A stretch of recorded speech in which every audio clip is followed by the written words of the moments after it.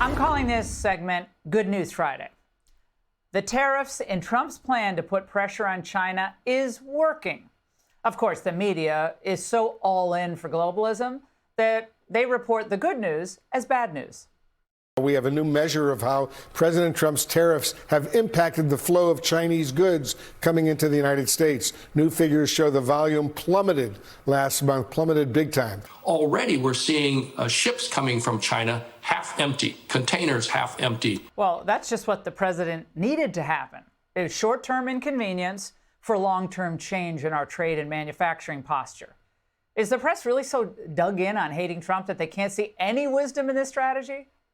Now, if this dragged on for several months, yeah, it would be tougher politically and economically. But right now, Trump's approach is the right one.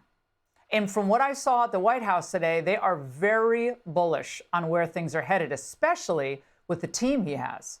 What parameters have you given Scott Bessent on negotiating with China this weekend? We have to make a great deal for America. Are you going to be disappointed if he comes back without a deal? No, not at all, because we already made a great deal. We're not doing business with China right now. We lost $1 trillion last year with China, $1 trillion. So if you're not going to do business with them, you're not going to lose $1 trillion. But we lost. I want China to do great. You know, I'm very friendly with President Xi. I have great respect for him and for China. But we can't continue to allow them to do what they did. Consistency, America first. How refreshing. And Trump's optimism is well-founded.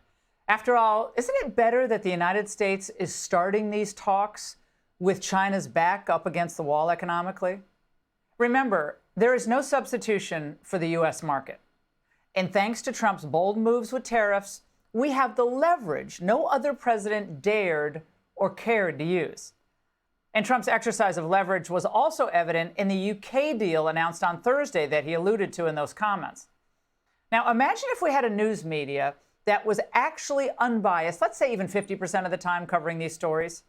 Because the president estimates that a trade deal with the UK will bring in as much as $100 billion to the United States. But of course, it's just dismissed by the usual crowd at CNN.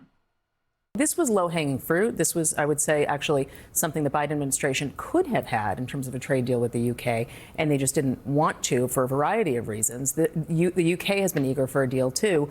There is not a trade deficit with the UK. It says a trade surplus. So it's a little different than the other countries in question here. No kidding, Maggie. But Trump got billions of dollars for the United States. You get it? You get why that's a good thing? And if Biden could have done it, as she said, well, why didn't he? And more good news. After years of seeing native-born Americans get shafted in hiring, we finally have a president who's turning things around on that score. Because the number of employed native-born people has grown for 3 straight months by over 1 million last month, April 2025, while the foreign-born number shrank by 400,000. Also, as the bar chart illustrates, the number of employed foreign-born workers has dropped in 2 of the past 3 months. Told you it was Good News Friday. Hey, Sean Hannity here. Hey, click here to subscribe to Fox News YouTube page and catch our hottest interviews and most compelling analysis. You will not get it anywhere else.